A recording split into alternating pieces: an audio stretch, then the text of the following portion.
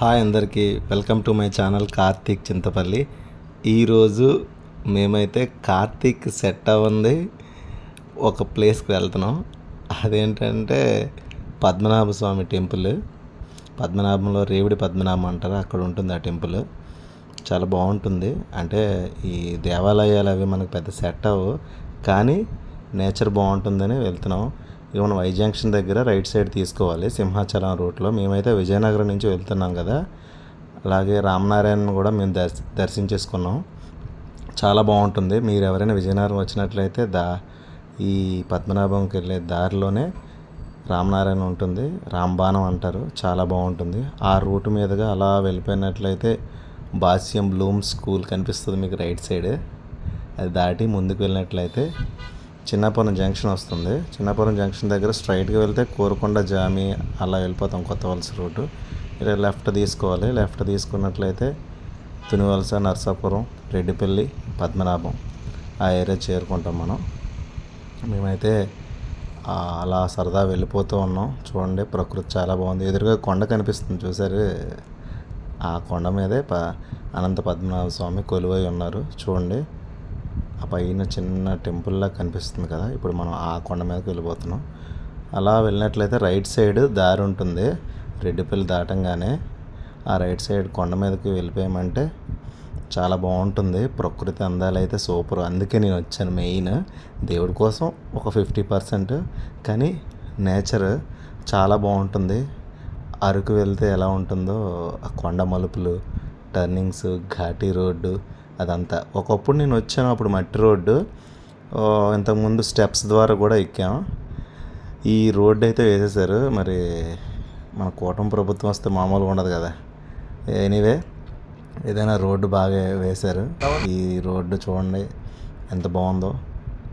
అలా పైకి ఎక్కుతుంటే డ్రైవింగ్ నేనే కాబట్టి కొద్దిగా తగ్గించాను చూడడం. అదే వేరే వాళ్ళు ఎవరైనా డ్రైవింగ్ చేస్తే నేను ఫుల్గా నేచర్ని ఎంజాయ్ చేసేవాడిని.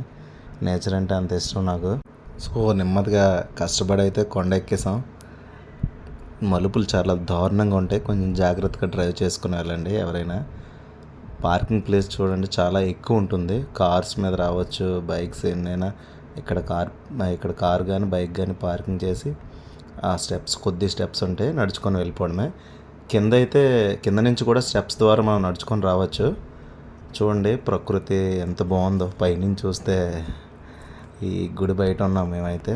టెంపుల్లోకి ఎంటర్ అయిపోతున్నాం ఇప్పుడు. పంతులు గారు, మేము అదృష్టం ఏంటంటే అప్పుడే జస్ట్ బయటకు వెళ్ళిపోతున్నారు, మా కోసం మళ్ళీ వచ్చారు. దేవుడి ఆశీస్సులు, దేవుడిని చూడాలని రాసిపెట్టి ఉందనుకుంటా. పంతులు గారు వచ్చేసారు, వచ్చి మా కోసం పూజలన్నీ చేశారు. ఈ టెంపుల్ చాలా బాగుంటుంది. చూడండి, ఆ వాల్స్ అవన్నీ చూస్తే పురాతన కట్టడాలంతా కూడా. లోపల అనంత పద్మనాభ స్వామి, దీనికి ఒక పెద్ద చరిత్రే ఉందంట. పంతులు గారు మాకు పూజ చేసేటప్పుడు చెప్పారు. ఏంటంటే మహాభారత సమయంలో పాండవులు అజ్ఞాతవాసం చేసేవారు కదా. లాస్ట్ తుది దశలో వచ్చేటప్పటికి పాండవులు ఇక్కడికే వచ్చారంట, మన విజయనగరం పద్మనాభం ఏరియాలోకి వచ్చి ఈ కొండ మీద శ్రీకృష్ణుడిని కర్తవ్య బోధ చేయమన్నారంట. అయిపోతుంది కదా, ఇంకా మీరు కొద్దిగా మాకు సపోర్ట్గా ఉండండి అని కృష్ణుడిని అడిగితే, కృష్ణుడిని నేను మొత్తం చూసుకోవాలి కదా, ఇంకా మీకు అంత చేయలేను, కాకపోతే ఇక్కడ పద్మనాభ స్వామిలా కొలువయ్యి మీకు హెల్ప్ చేస్తాను మీకు అని చెప్పారంట. అప్పుడు కానీ ఆ స్వామి ఏంటంటే పూర్తిగా కనబడినట్టు కొలువయ్యారంట. అంటే మనకి క్లారిటీగా ఉండదు. ఇప్పుడు కేరళ తిరువనంతపురం టెంపుల్ ఉంది కదా, అక్కడ కొద్దిగా క్లారిటీగా ఉంటుంది. ఇక్కడ శంకువు సంథింగ్ చక్రం అలా ఉంటుంది లోపల. పూజ చేసేటప్పుడు చూశారు కదా మీరు, అలా ఉంటుంది. పైనుంచి చూడండి, ఈ స్టెప్స్ అయితే టోటల్గా 1300 సుమారు స్టెప్స్ ఉంటాయండి కింద నుంచి పై వరకు. ఇది కూడా నేను చెప్పాను కదా, చూడండి అలా ఉంటారు స్వామి. నిత్యం కూడా పూజలు జరుగుతూ ఉంటాయి ఇక్కడ. ఈ టెంపుల్ ఒక భక్తిపరంగా ఉన్న వాళ్ళకే కాదు, నేచర్ని ఎంజాయ్ చేద్దాం అనుకున్న వాళ్ళు కూడా బాగుంటుంది. పంతులు గారు అయితే మాకు ఈ స్టోరీ అంతా చెప్పారు. ఒకప్పుడు బ్రిటిష్ వారికి మన విజయనగరం రాజులు యుద్ధం కూడా ఇక్కడ జరిగిందంట, ఈ పద్మనాభంలోనే. దాని గురించి కూడా చెప్పారు.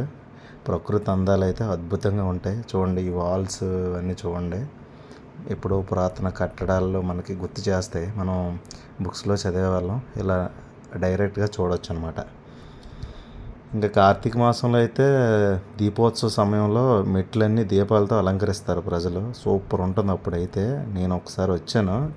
చుట్టుపక్కల ఊర్ల వాళ్ళందరూ వస్తారనమాట ఇక్కడ చూడడానికి. విజయనగరం, అనంతవరం, రెడ్డిపల్లి, తునివలస, కృష్ణాపురం, మద్ది, తగరపలస, భీమిలి, చిన్నాపురం, జామి, ఇంకా విశాఖపట్నం, సింహాచలం ఈ ఏరియా అందరూ కూడా ఒక 2,50,000 వరకు వస్తారు. వచ్చి ఇలా రోడ్డు అంటే రారు, స్టెప్స్ ఉన్నాయి కదా, స్టెప్స్ చెప్పాను కదా, అక్కడ దీపాలు వెలిగించి మెయిన్ దీపాలు లేడీస్ అందరూ వెలిగిస్తారు కార్తీక మాసంలో. ఆ కొండను చూడడానికైతే చాలా బాగుంటుంది. ఈరోజు అయితే నా హ్యాపీ బర్త్డే.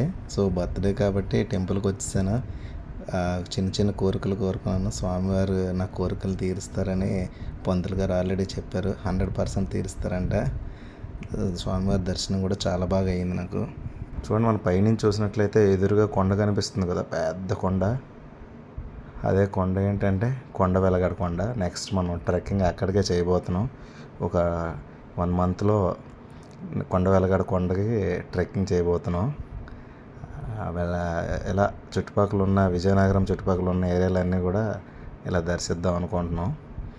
ఎదురుగా చూసారా వాటర్ ఫాల్స్ లాగా కనిపిస్తుంది కదా, మనం దిగేటప్పుడు అంటే చిన్న డ్యామ్ లాగా ఉంటుంది, చిన్న వాటర్ ఫాల్స్ లాగా ఉంటుంది. అక్కడికి వెళ్ళినట్లయితే స్నానం చేసుకొని సరదాగా స్విమ్మింగ్ అది చేయొచ్చు. మాకైతే కొద్దిగా టైం లేకపోవడం వల్ల మేము వెళ్ళలేదు. కానీ మీరు కొద్దిగా టైం సెట్ చేసుకొని వచ్చినట్లయితే అక్కడికి వెళ్ళండి, బాగుంటుంది. చిన్న డ్యామ్ లాగా ఉండి, సారిపల్లి డ్యామ్ లాగా. ఇదిగో స్టెప్స్ చెప్పాను కదా, ఇక్కడ ఈ కిందకి ఇలా వెళ్ళినట్లయితే మనం డైరెక్ట్గా రోడ్డు మీదకి వెళ్ళిపోవచ్చు. కానీ స్టెప్స్ కొద్దిగా కష్టంగా ఉంటాయి ఎక్కడానికి, జాగ్రత్తగా ఎక్కండి. ఇంకా రోడ్డు పైన వచ్చే వాళ్ళు కూడా చాలా జాగ్రత్తగా రావాలి. ఏమాత్రం మనం ప్రజ్ఞానంగా ఉన్నట్లయితే ఇంకా అంతే సంగతులు. కాబట్టి నెమ్మదిగా రండి. తక్కువ దూరమే, పెద్ద దూరం అయితే కాదు, తక్కువ దూరమే. మనసేమో పక్కకు చూడాలనిపిస్తూ ఉంటుంది, కానీ రోడ్డు మీద జాగ్రత్త వెళ్ళాలి కదా. నాకైతే మనసు లాగేసింది పూర్తిగా. అలాగా చూసుకొని మళ్ళీ ఎదురుగా డ్రైవ్ చేసుకొని అలా వచ్చేసాను. మా పైనుంచి చూస్తే విజయనగరం ఏరియా అంతా కనిపిస్తూ ఉంటుంది. ఈ పద్మనాభం అనేది విశాఖపట్నం జిల్లా, కానీ విజయనగరంకి చాలా దగ్గర, 15 కిలోమీటర్స్ మాత్రమే. వైజాగ్ నుంచి అయితే 45 కిలోమీటర్ ఉంటుంది ఇది, కానీ విశాఖపట్నం జిల్లా. విజయనగరం నుండి ఓన్లీ 15 కిలోమీటర్ మాత్రమే. చాలా బాగుంటుంది. మీకు ఈ వీడియో కనుక నచ్చినట్లయితే లైక్ చేయండి, షేర్ చేయండి.